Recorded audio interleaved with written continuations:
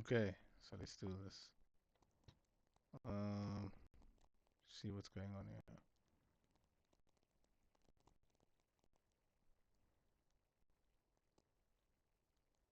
Cool, let's see this. 42% of adults across America are obese, which is triple the rate of the city I'm currently in, Boulder, Colorado, America's skinniest city, which sounds great, but there's a dark side. There's documentaries on all kinds of awful shit to people who've started this. People seem more smug into themselves. I have an 11-year-old daughter. I want to expose her what reality is because it's not reality. But before we get into all that, I wanted to get a sense of the community. Welcome to Boulder, everybody. I can practically smell Lululemon in the air. So in America, people probably have like 4 delivery drivers per person, but in Boulder, people have 4 bikes per person on average. It's actually considered the bike racing capital of the United States. So because of that, everything we're gonna be doing today, we're gonna be biking around because I think we should just try to fit in. If you don't bike ride here and you take a car, I feel like people look at you like you're a hunter at a vegan festival. So we're gonna bike, find something to eat. Now, I'm not the best biker. I might get pulled over for a BUI.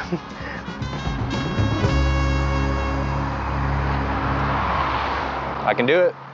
Now, I'm not sure why I thought the highway here would look like a Tour de France race, but I was sadly mistaken. It actually felt like a typical city where cars just hate bikers. 4 bikes my ass per person. I'm the only one out here. What the heck? Fake news, bro.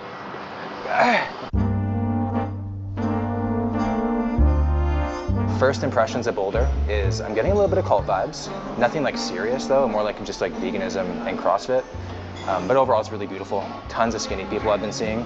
It's like a fitness expo came and then decided to stay all year round. It's pretty crazy. And on the bike ride here we passed like tons of healthy restaurants. So we ended up at a place called Just Be Kitchen. And really cool, Guy Fieri from Triple D has been here. And we know Guy Fieri does not eat very healthy. So the fact that he came here, it must be not just like bland, boring healthy food, good healthy food. The dessert section is called Just Be Naughty. Like, I don't know if mentally that's like necessarily like the best thing to do. Like, are they supposed to make us feel bad about ourselves so we don't get it? I'm gonna get it anyway. So I go and I look at the brownie, and the brownie's made with almond flour. That's like renting an engagement ring. Like, just commit, bro. Like, if you're gonna make desserts, let's make desserts. Let's not try to make it all healthy, but I got it anyway, of course, and we're gonna see how a healthy brownie tastes. I think I spoke too soon. This is like a brownie that I think I would get in Texas. Look at this thing. Have you guys seen Matilda, Bruce eating that chocolate cake? This is literally what it's reminding me of.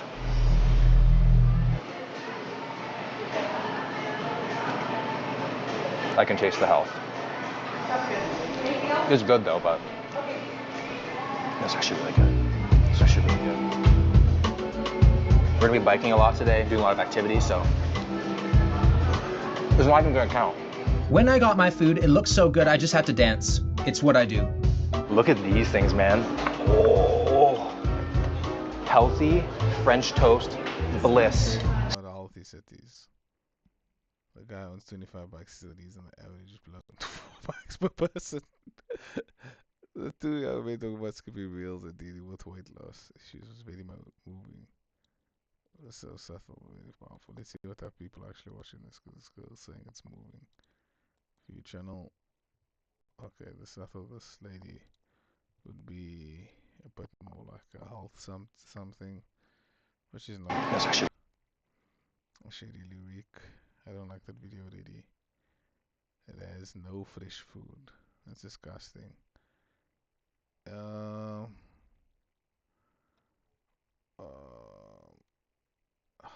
Let's see something else. Dirty diamonds. They said the fitness scams. Chinese food in America. I went to fat camp. Blood swaps. Let's check what Dr. Mike is saying. If what's the worst that could happen were video. Okay, we're doing box jumps, which are really hard, especially when you're tired. Oh my God. Oh. Soft tissue injury is how I will potentially diagnose that. And the pubic symphysis is right there. Oh my God, that can hurt so bad. oh. Oh! Okay, but that shouldn't be so bad. I mean, no medical danger really is coming from that, but man, that's a lot of tension on your skin. That hurts! Oh. Oh. Wait. Oh, a lot of flexibility. A lot of flexibility. Pretty significant flexibility. There's got to be something going on with the joints there. Okay, cool.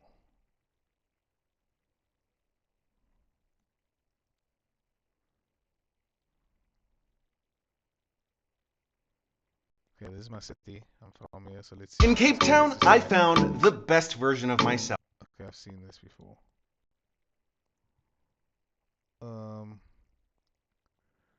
So it's not going to be genuinely if I react to it or if I even view it.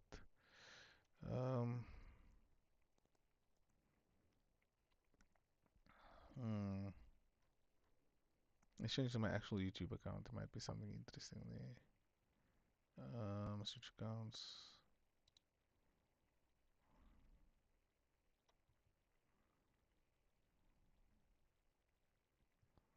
Cool. What I'll do is to make it easier on anyone watching. Let's make that smaller.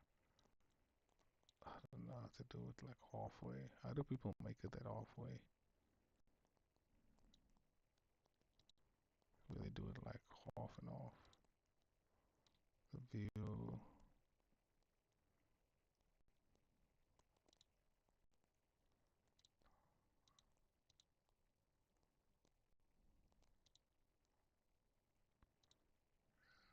Okay.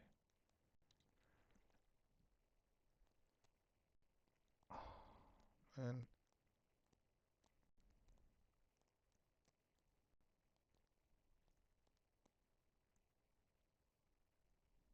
I'm still learning.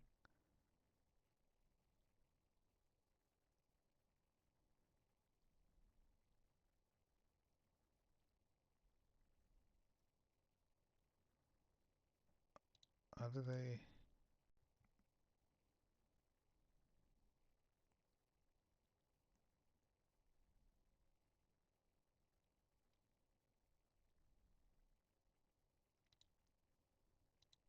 Oh man.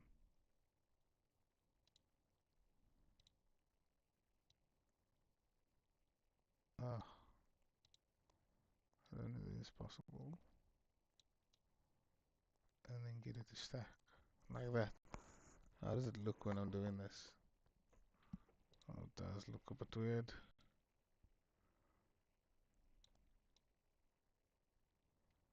Cool. It's fine though. Let's put that on top. It's fine. At least you're able to see what I'm looking at. So let's see. I'm not gonna watch Prime.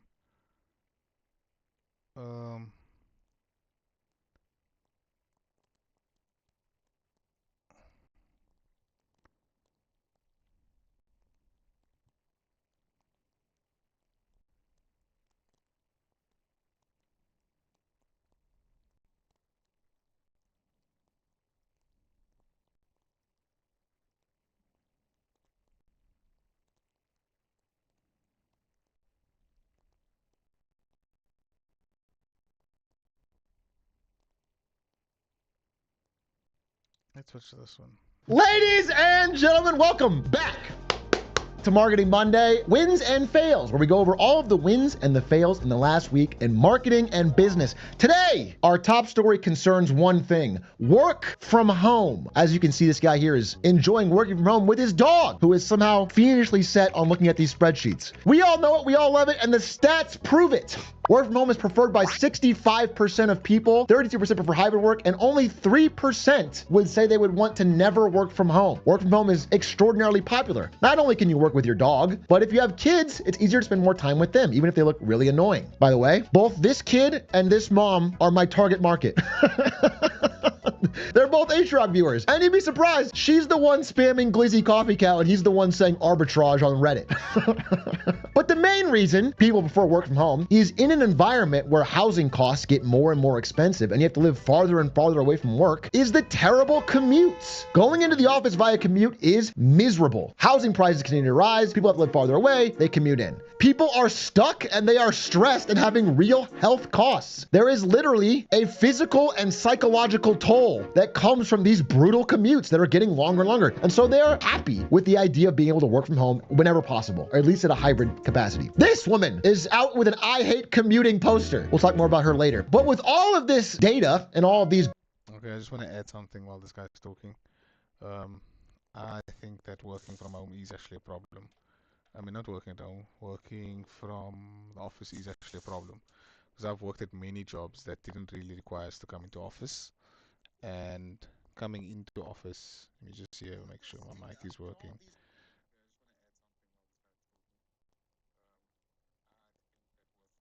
Okay, so now that I have my mic and everything is set up properly. The reason why I think working at home is a problem, I mean working at office is a problem, because a lot of time, especially certain jobs where I was working, some of my jobs required contact, right? And a lot of the time, because I'm in the office, I'm constantly being distracted by employees that either don't know how to do their own jobs or they need advice from me on how to do their job.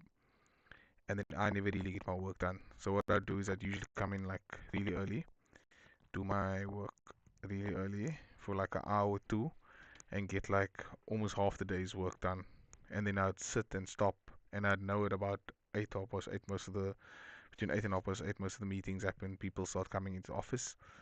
When people came into office, they'd always come and bug me, ask me like, what's going on, what's this, what's that, what's this. And then because I'd been working the whole day, I kind of knew what was going on beforehand. I've been working 2 hours before them. I'd start like 6, sometimes sit in the car and start doing some projects and whatever. So I'd have to do a lot of thinking, more than I'd actually have to do any typing or calculating. Once I'd actually gone through the whole motion of once I'd gone through the motion of working like a little bit in the morning and then feeding back to people and helping them, generally once all the inquiries are done, that's about 11 o'clock. From 11 till the rest of the day, I'd basically be me alone just working. So I thought to myself, why don't I just come in a little bit earlier, feed back to these people, then go home and actually work. Because now what happens is if I do start working, I get inquiries and people coming in and me constantly having to help these people. But the thing is, a lot of the time it's not actually the core part of my job. So if my job was to work out costing on particular projects, let's say big engineering projects like drilling pipes into nuclear power plants, then what would happen was I'd receive that instruction, let's say, on the Thursday, like for one example, installing pipes to nuclear power plant. So I didn't see that instruction the Thursday before, and it needs to be in like 3 weeks' time. And that and like maybe 8 to 10 other projects similar to it. But maybe not nuclear, some might be like working on ships, some might be other things. So I'd receive these all digital drawings, or I'd get government tenders, etc., etc. So I'd sit on my laptop and I'd be working, and then somebody would just come in and ask me, how far is this part of that project? So I'm busy doing the costing and the estimations, and also how far is the quality part on that? Then I'd speak to the quality manager, how far is it this, how far is it that? I'd have to feed back to them so they can go speak in their meetings. And if I'd asked them to contribute to the project, they would normally, and this is a very generalized statement, because I'm saying this on the internet, but it technically isn't. Maybe I can speak about it now. They'd almost never be contributing to helping me complete my costing. Because if we had to sit around the table for an hour and they told me how to cost, and gave me a strategy that each one would fit with, I could use that as a guideline to then estimate and cost according to that, and then put profits and margins in, and margins of error and known issues that we always run into, etc., and then do costing on that. And sometimes I'd have to do like a reiteration of my plan, so I'd put the plan together normally in the first 2 to 3 days. Then I try to go to each department and then come back. So I could technically do like a hybrid work from home where I worked before, and I think that would save me a lot of time. Because the reason why I also came in really early was to actually save time on traffic, and I'd always leave very late because traffic was so bad. You got one of the worst cities for traffic, so I would spend an hour and a half in traffic if I was traveling in the morning. If I'd go in on my own, like if I was going off peak, then it would take me half an hour to get home. So it's an extra hour that I lose every day of my personal time. So what I'd do is I'd always go in early. So yeah, so I think going from home Good reasons.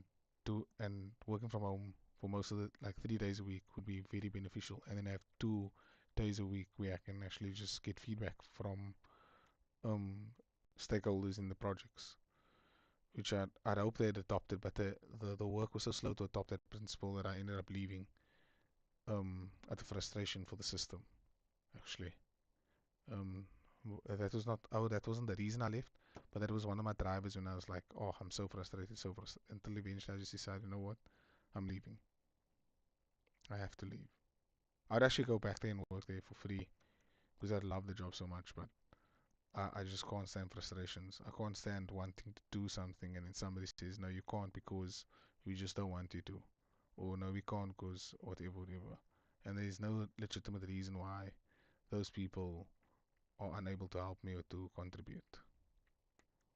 To prefer work from home for some subset of people. The problem comes with the increased competition for the few remote jobs that exist. This is from 8 months ago at Our Jobs. Remote jobs have a ton of competition. Will this die down or is it the new normal? Anytime I put in for a remote job, the jobs get 400 or 1,000 plus applicants. Nowadays, a remote job goes on LinkedIn, you might get 4,000 other applicants. The level of people clamoring for the few remote jobs. Just to say something on that as well, 4,000 applicants just means 4,000 attempts. Doesn't mean they all qualify. I've spoken to many recruiters that have told me, not just recruiters, but people doing recruiting for companies, and this even happened at jobs where I was at. We'd put up certain requirements, and because I was working in nuclear and a few other industries, those requirements are pretty stringent. So when you say you need a qualified whatever, then a lot of times people would be like, yeah, but I have experience. But the thing is, when if a nuclear accident or if a plant breaks down, when investigators come, they're not going to ask, did this guy have experience? The main question is going to be, is this guy qualified? Did he have the right paperwork in place to be giving advice on this particular role or this particular job? Or this particular project, and that's where the problem starts coming in, is when people's lives are at risk. And a lot of the times I've been in places where people's lives are at risk, where people get injured, and those questions start popping up often. So companies have avoided that risk by exclusively hiring qualified people. So when we say we need a safety officer with these types of qualifications and with that type of, not necessarily experience, just to have the qualifications, we will get you the experience and we'll train them and whatever. That's what matters, that's what counts. So yeah, I just don't see much of that happening on this. I just don't see that happening on most applicants. If you have 5,000 applicants and if you can say all 5,000 has a degree, has those knowledge on, let's say, safety or whatever, then I'd understand, but I doubt that's the case. But anyway, let's play.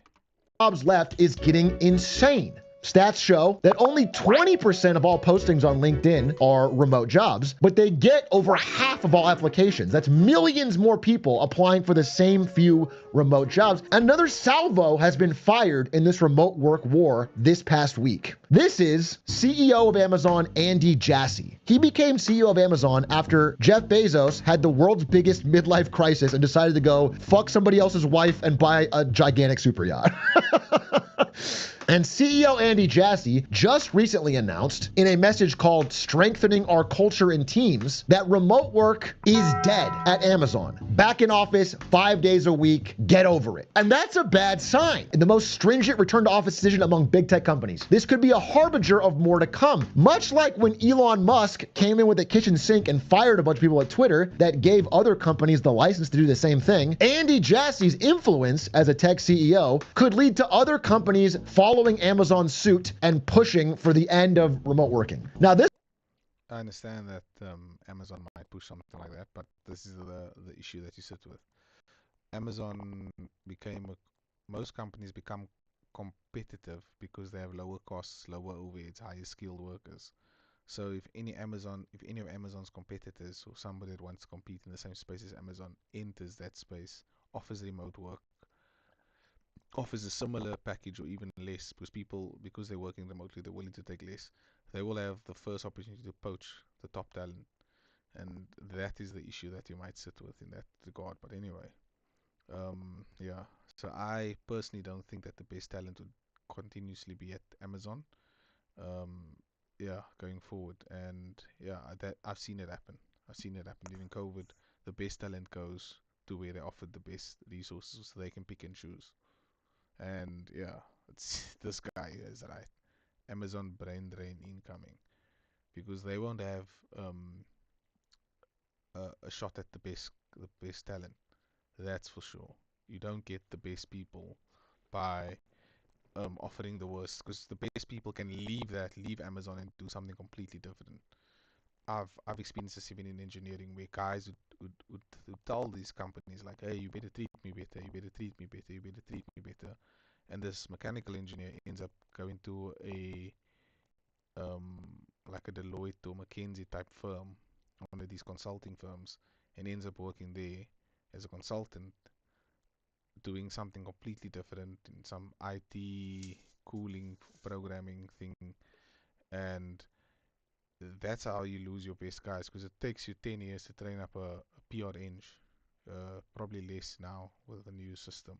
You could probably do it in like 5, but still it takes 5 years. And by the time that guy gets to 3 to 4 years and he's almost a PR eng, he starts looking around, and these internal or external consultant companies start poaching you, or they start coming to you and they give you a similar offer but work from home.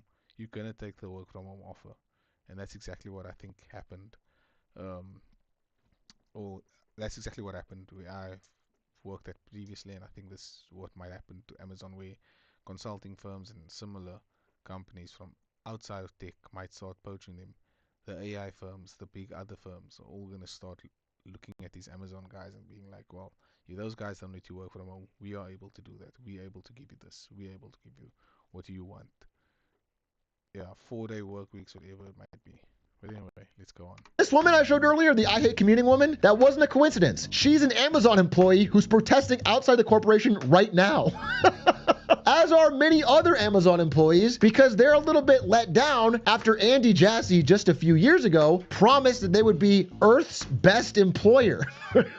Let's take a little stroll down memory lane with what Amazon said and what they actually did. In 2021, Amazon said everyone can work remotely indefinitely. Always take whatever CEO said with a pinch of salt, because that guy might not always be the CEO, that HR might change, anything might change. So Amazon lied, this guy saying, in cap. But what do you expect, dude? What do you expect? And a lot of companies copied this. If Amazon's doing it, it must be a good idea. Let's do it. Everyone can work indefinitely. In 2022, just 1 year later, they said, well, okay, yeah, for sure. But you know what we're going to do? We're going to let teams decide. So if your manager needs you in the office, well, you got to go in the office for that team. But everyone else can work from home. Then in 2023, 1 year after that, they said, well, okay, everyone has to come into the office 3 days a week. I don't even understand this whole thing, because Amazon is so big. With the same amount of money they spend on campusing, they could literally make Amazon affordable housing, where they give you, basically, you work from home but you're still on the Amazon campus. Because a lot of people are probably staying in apartments anyway, so they might as well own the apartments and give it to these people, and you're kind of working from home, but you actually at Amazon's headquarters all the time. So I don't see why that's not a problem. And then just now it's locked in at 5, which is what it was pre-COVID. And you know, everyone's getting angry about this, but I think Jameson Zabalos on LinkedIn had a good take on it. A glass is half full take. Everyone calm down. Amazon is still a hybrid company. Monday through Friday, you work in the office, and Saturday and Sunday, you work from home.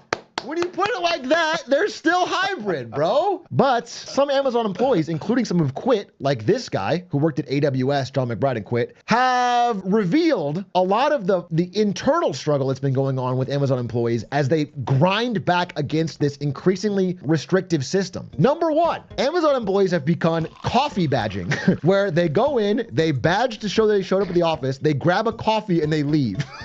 Amazon stopped this. They started tracking the time you spent while badged. So then they'd give you warnings if you didn't stay long enough. Then Amazon employees got even trickier. They started changing their home Wi-Fi networks to match the exact Wi-Fi network name of work. So their laptop would auto flag them as being in the office. This worked for months. And then Amazon found out and cracked down on it by having the names randomized every day with a bunch of characters. Then employees got serious. Enterprising and employees started realizing there was money to be made and having services where they would charge other employees to badge in and out for them. And all of this is a pretty crazy back and forth when you consider that nobody even notices when they're in office or not. Like, everyone's tracking it, but when they're actually there, they just sit down at a computer and join Zoom meetings. It's the same thing they do at home. It's not any difference, but My thing is, if it's true what this stream is saying, then there's honestly no reason to have work from home. If you're just gonna go in and go into Zoom. I've worked at a company like that as well, where you just walk in and they have to do it in an office seat. And now Amazon employees, since they can't do this or this or this, are doing this. This is a protest out in front of Amazon headquarters. What I would do is I'd set up a mobile device like my phone, or another similar mobile device like an EP32 that has Wi-Fi, and then every half an hour, every 20 minutes, I'd let it send me the name of all the Wi-Fis in the building. So I'd set up like 3 of those around the building, and then it would set every time the SSID. Let's say I'm in the east wing, but I put the 3 devices: one in the east wing, one in the west wing, one in the north wing, and on different floors, so that the device is constantly there and it's constantly sending me an update every like hour. It sends me an SMS or it sends me an email with a code on it, and then what happens is it will send me the name of the SSIDs of the Wi-Fi's. So every hour while I'm at work, I'll change it. And the reason I'll change that is because when I get to work, I'd say, okay, I started in the east wing, sat there for 2 hours, went to the west wing, sat there for 2 hours, went to the next, sat there for 2 hours. Then it looks like I'm actually at work mobile, but I'm not actually at work. I'm actually at home. I'm just getting the SSIDs from, and I'm emulating it from home. By their employees. The Amazon workforce feels uniform dismay at the new in-office policy. 73% of the workers are considering quitting after the 5-day return to office mandate. And a lot of people have come out and said, hey, this seems really fucking short-sighted. The CEOs who think we gotta force everything to be exactly how it was pre-COVID are in an echo chamber. So many workers want this, you're gonna get more talented and better people if you give them a little bit of flexibility, especially as housing prices aren't changing. And all this leads to the question is like, why? Why did Amazon do this? Are they really so stupid, so short-sighted, they didn't think they would get this backlash from their employees? I want to present an alternate theory. An alternate theory is that they were very well aware this would happen. And in fact, what is going on here is what you might call a stealth layoff. I understand what they're doing. They're making it like unbearable for people to stay, so they can get rid of people without having to fire them, so people leave and they don't have to pay out certain severance checks or certain amounts of money. However, when you fire people, if I have to fire a team, I can choose who leaves, and I can keep the core guys, and I keep going. When there is a stealth layoff, like in this case, or quiet fired, then then you can't actually choose who's gonna leave, because your best guys might all just leave, and that's usually the case. The best guys leave first because they have the options. The guys that don't really have options, they stay. Amazon announces mass layoffs of white-collar employees, that looks bad for the stock. It looks bad for the company. It's a sign of slowing growth. It's a sign of bad times. If they instead refocus, if they're going, we're focusing on our core mission, we're bringing everybody back into office to grind harder, that sounds good. And if a bunch of people quit, all the better. Especially when you think, rather than laying off a bunch of people and having to pay them months of severance, they can just watch workers leave of their own volition. Especially because they basically left open the possibility that if enough people don't quit voluntarily, they're probably going to fire them anyway. A second part of this stealth layoff is this. This is one of the Amazon headquarters. Amazon headquarters like this exist in a lot of cities across the country, and all of them have enormous tax breaks. Amazon is the king of getting a city to pay them to set up a headquarters there. And the reason cities do this is because if Amazon puts a headquarters in your downtown, all of those new well-off employees spend money. They go to the local coffee shop. They have an ethnically diverse pizza party. It makes your downtown more upscale. It gentrifies it. It brings a lot of new people in. It brings more tax revenue. And that is why towns are willing to offer all these tax breaks. They want to get an Amazon headquarters. However, a lot of those tax breaks are contingent on a certain number of jobs that are not remote. A lot of cities are saying, hey, we paid you this money. You set up these headquarters and they're empty. And so all these cities are coming. The tax man is coming knocking. And Amazon is liable for hundreds of millions of dollars unless they get everyone back into the office. Now that is an explanation that makes a lot more fucking sense. Additionally, speaking of stock, Jeff Bezos, we mentioned earlier, is laughing all the way to the bank. Because Jeff Bezos this year has sold 2 billion, 2 billion, 2 billion, 2 billion, 300 million, 800 million, 400 million, 80 million, something like $10 billion in Amazon stock over this year. You could say he also buys shares. That's true. He did buy one share in 2023. He spent $115 to buy one share of Amazon, possibly a misclick or for tax reasons.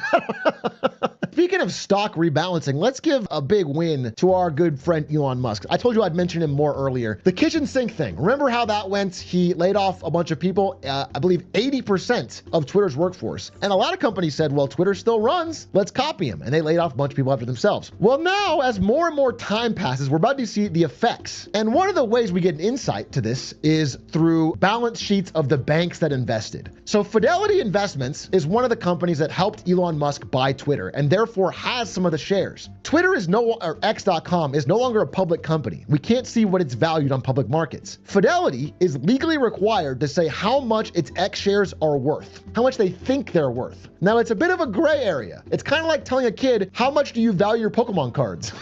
You know, it's up to them. For example, if you had a PSA 9 Charizard and someone asked you how much it's worth, if it was the tax man, you might say it's worth $150K based on this eBay listing. You know, if it's someone you're trying to flex on, you might say $300K based on this eBay listing. Both these eBay listings are from today. There's a pretty big gap of what it can be. So understand that Fidelity has every incentive to lie and make this as big as possible. They don't want to make it seem like they made a bad investment. Even when doing that, Fidelity has now announced their X shares are probably worth 79% less. They are 80% down since Elon took over. Guys, I just need to, if it's watching, is anybody watching, I just need to emphasize that if your share price drops, if you have $1 million worth of shares and the next month it's worth 100,000, so you lost 900,000. Firstly, that's a tax write-off, at least in my country. I don't know how it works in the United States, because that's a loss, so you can count that against you. Secondly, all revenue that you start receiving, if you are receiving a lot of revenue, which you probably are, that's also that goes against that tax write-off. So if they, for the next 5-10 years, just make money to the value of, and they get the share price back, and then later on the share price increases back, then the unrealized gains less because the asset price dropped. So if you have an asset and it's worth $1 million, at least in our country, so it's R1 million, it goes down to 100,000. There's a 900,000 right loss, right? And if you can prove that it's 900,000 loss, if you earn 900,000 that year, you've earned nothing, because in your books it shows that you had an asset depreciation, which you can depreciate in our country at least over 5 years, 20% over 5 years. And then you do your asset depreciation and you lock it in at that price over 5 years, and you can offset that against your income.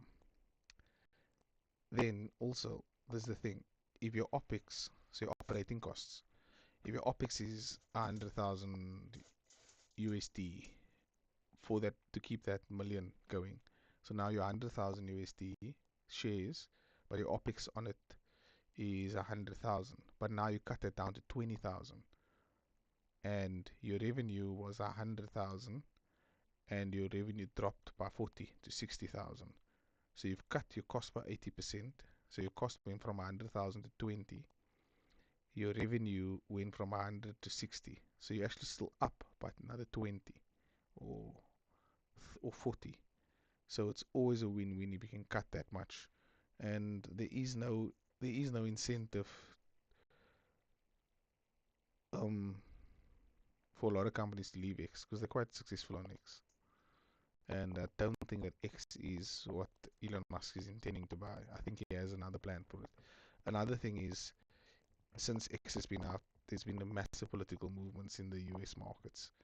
And there's been a lot of things coming out that was previously hidden.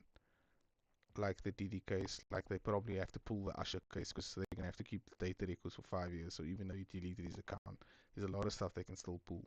That the US Feds has pulled, that this has happened, that this has happened. So let's see what the future holds. That basically puts X's value at around 8 or 9 billion, down from $44 billion. That is a very short time to lose $30 billion of value, which I think is pretty crazy given how amazing Grok is.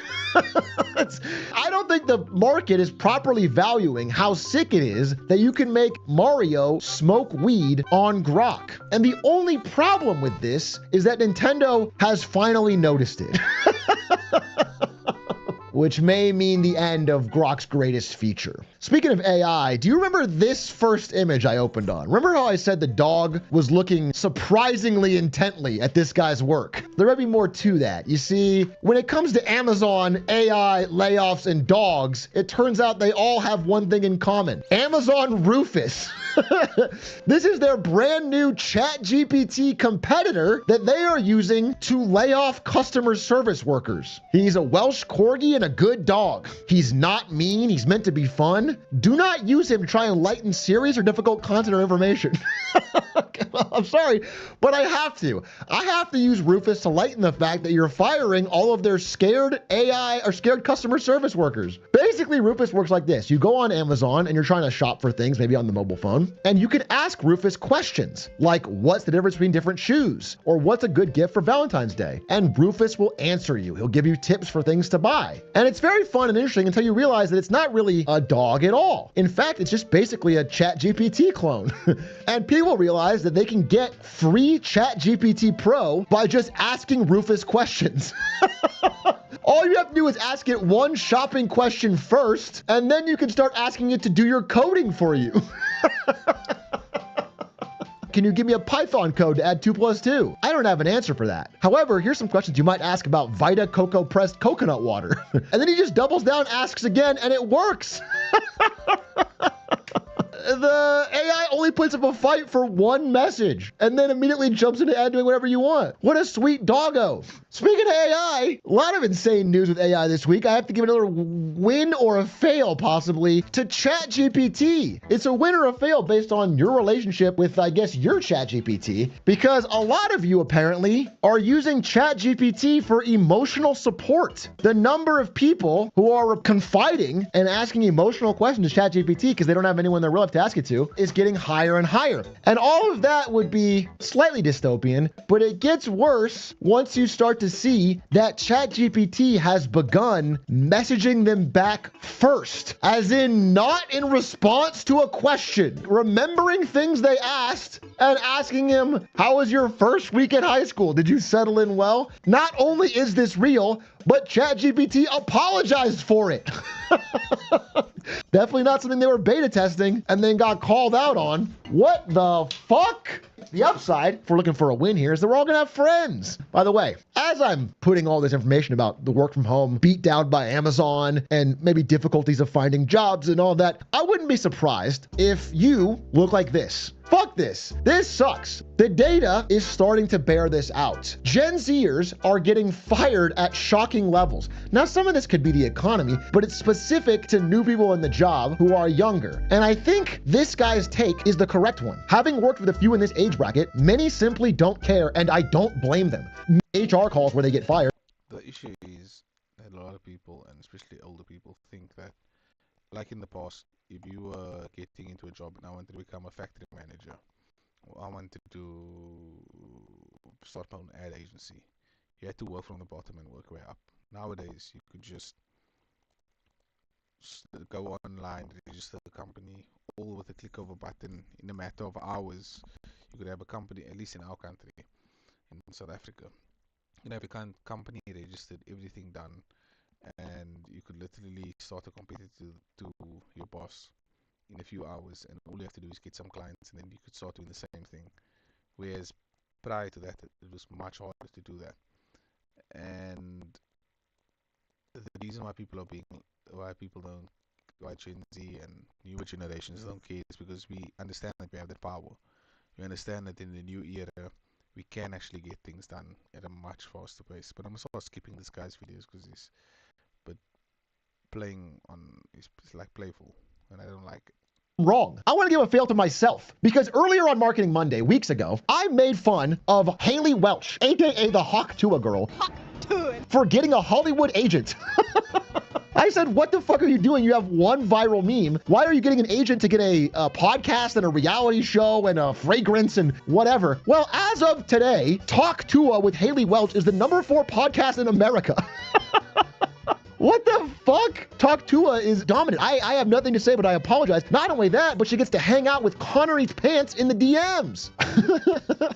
By the way, speaking of this top podcast list, you may have noticed at #2, we have The Tucker Carlson Show. And obviously, you know I love Tucker Carlson, big Tucker Carlson fan, but he's actually related to a win and fail this week. Tucker Carlson and Gen Z Malays have a lot in common. Basically one thing, actually. They have one thing in common, and that is a love of Zins. Zyn sales in America have absolutely skyrocketed, near 120 million cans in the past. But now that he has his own nicotine pouch brand, this interview with Theo Vaughn seems a little misplaced. You make me nervous. I'm gonna grab another Zyn. God, I almost want to do one, but I just don't know how I'll do with it. Why don't we wait until we're about to close, because things may happen to you that you're not ready for. Okay. You're gonna get a lot richer. Is that their advertising campaign? Zyn is not a sin. That's the advertising campaign. Really? Yeah, but the truth is Zyn is a powerful work enhancer and also a male enhancer.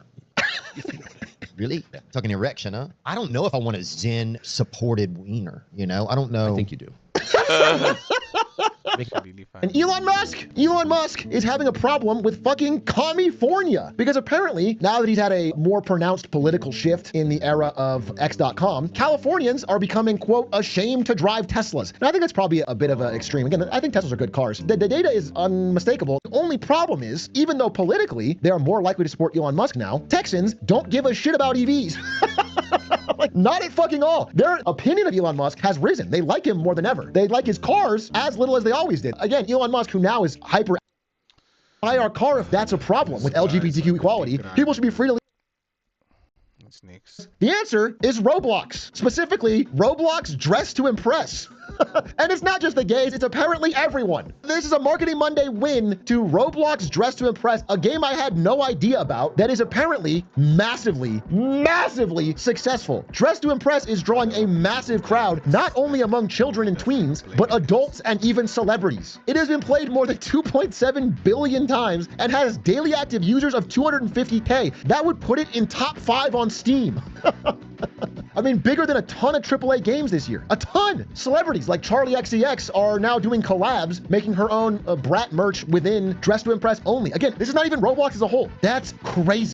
Yay. Let me show you a concept video that stitches together some of our more exciting experiments, service of imagination to creation. Hey, what if we made a game out of cardboard boxes? Yeah, let's do it. Make a maze of cardboard boxes. What do you think? Not bad. What if we make it multi-level? Whoa, let's give that one a go. That's cool. make 2 characters with weapons. I want. Okay, let's see. Oh, Here we go. I like this one. Not Now that my one. weapon of How choice. about- Ooh. Ugh, dead end. I think this world needs to be bigger. Make it more epic.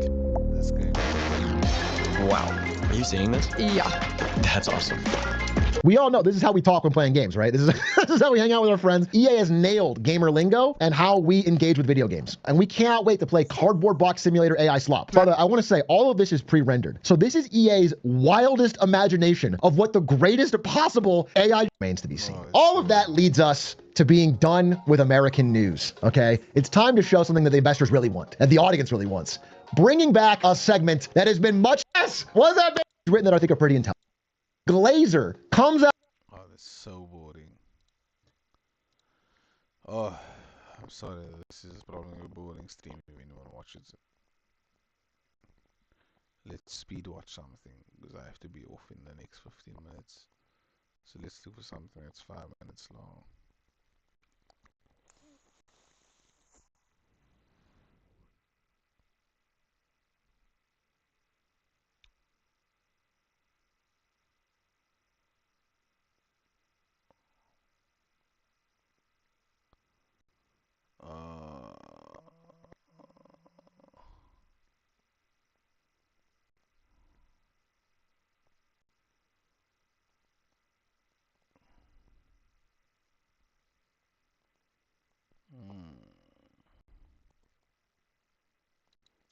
Let's watch this.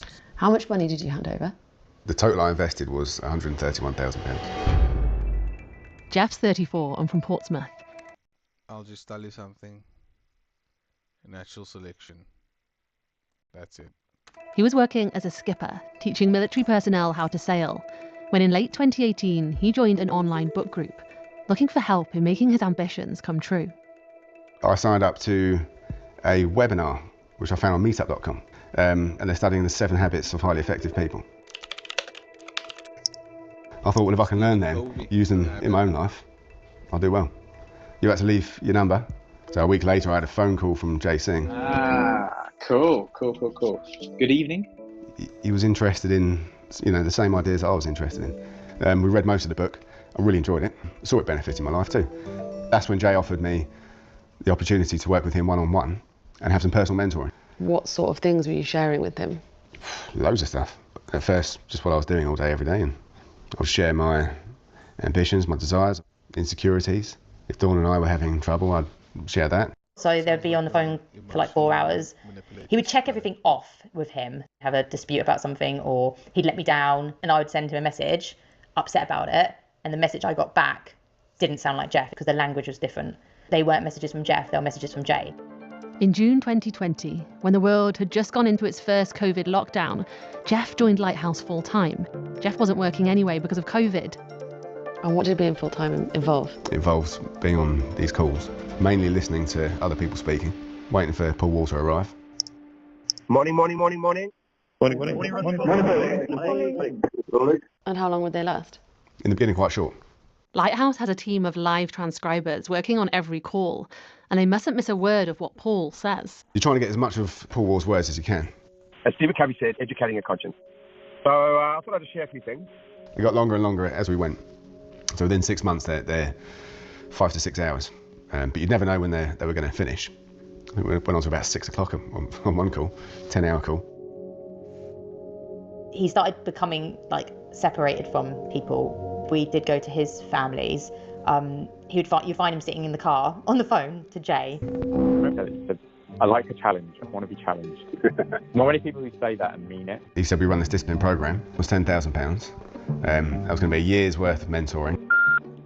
Have you had any thoughts in relation to what you do and investment-wise and that kind of thing? What do you mean what I do? Like you've spoken about your house, you've spoken about different things, so... Jeff started saying, I think I'm going to sell my house because money's, property's dead. There's no one invests in property anymore. I was like, that's rubbish. The 80s and 90s that are gone. Property's over. What's it doing? Exactly.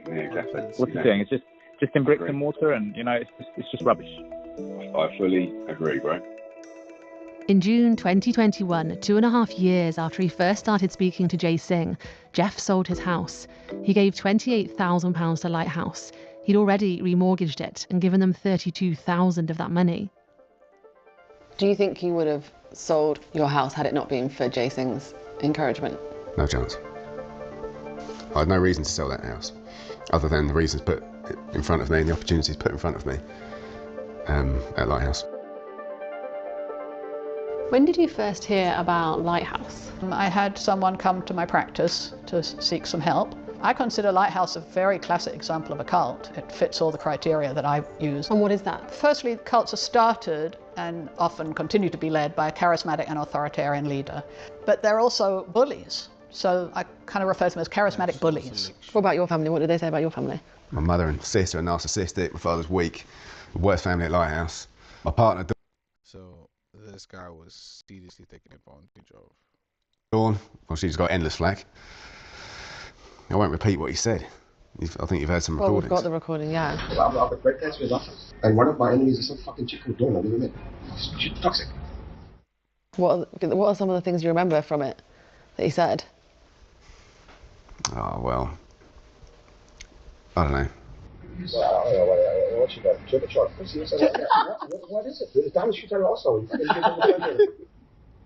The whole thing is just incredibly belittling. I know how this works. One day you say, you know, people like you murder women like that. You know that. So it's very common. You see that and more. And see you meshing the face. Increasingly, it seems like these people are under control, under his control. He has his presence, and I felt nervous around him. He used to go and play golf with Paul Wall, and then we were teeing up, and Paul Wall just sort of gets out the golf caddy, grunts at one of the seniors, and shakes his foot. I look down at his foot, his shoelace has come undone. It was the way the senior responded. He dropped his golf club. He sort of moved so fast across the green, dropped on one knee, and knelt there, tying up his shoelaces. I looked at him and thought, is that where I'm going? Are you telling people I was in a cult? I am now, yeah. Well, this, yeah. I do. I find it hard because it's embarrassing. The first person I told was my friend James, who at the time I didn't actually know James that well. I was just waiting for a pint with him, and I just sort of came out with it. I said I've been part of this weird thing, and it looks like a cult. So yeah, I do find it quite hard to say, but I do say it. Am I glad I stuck with him? Yeah, 100%, because he's back to being like Jeff. We're trying to get everything back to normal the best we can. We've just got a puppy, and Jeff's back to sailing. We've just got accepted on our first home together, which won't be getting sold to be given to a cult.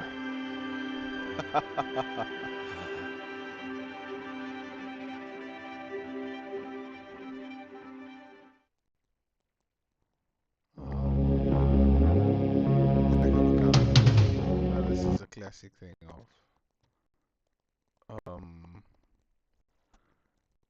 what is the saying before natural selection, dude? Natural selection. Thank you for whoever's watching. I'm out. I am out. I need to hop onto another call. Something that can't be streamed.